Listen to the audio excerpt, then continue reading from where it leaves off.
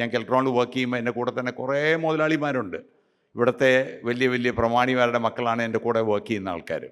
അപ്പോൾ അവരൊക്കെ പറഞ്ഞ്, ദിനേശേ, നീ ഇങ്ങനൊരു ബിസിനസ്സൊക്കെ തുടങ്ങിക്കഴിഞ്ഞാൽ I'm sorry to say, ഞാൻ 10 രൂപ വാടകയ്ക്കൊന്നും ഞാൻ കാസറ്റ് എടുക്കില്ല.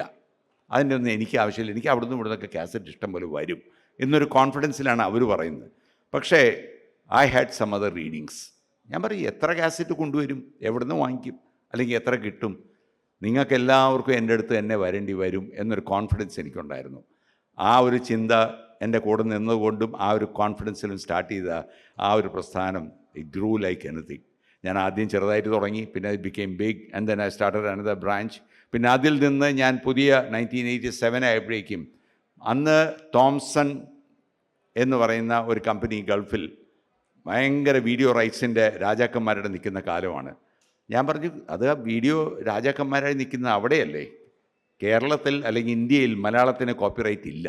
So why don't I start A copyright business in Kerala.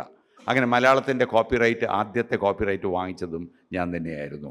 അങ്ങനെ അത് 1987 ആയപ്പോൾ ഒരു ബിസിനസ് തുടങ്ങി. ആ ബിസിനസ്സും പച്ച പിടിച്ച് I started doing very well.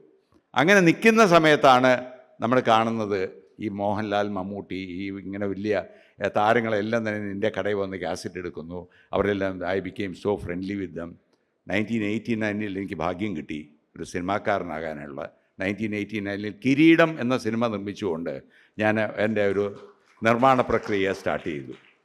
അത് കഴിഞ്ഞിട്ട് ഞാൻ 9 സിനിമയോളം നിർമ്മിച്ചു. അത് കുറേ സിനിമ ഡിസ്ട്രിബ്യൂട്ട് ചെയ്തു. 16 സിനിമയോളം ഡിസ്ട്രിബ്യൂട്ട് ചെയ്തു. ഇതെല്ലാം കഴിഞ്ഞ് 2002 ആയപ്പോൾ എൻ്റെ ബാലൻസ് ഷീറ്റ് നോക്കുമ്പോൾ what I found was that I was under the carpet എന്ന് വേണമെങ്കിൽ പറയാം. കാരണം ഭയങ്കര നഷ്ടത്തിൽ നിൽക്കുകയാണ്. അന്നത്തെ കാലത്ത് 2.5 കോടി രൂപ എനിക്ക് നഷ്ടത്തിലാണ് ഞാൻ നിൽക്കുന്നത്.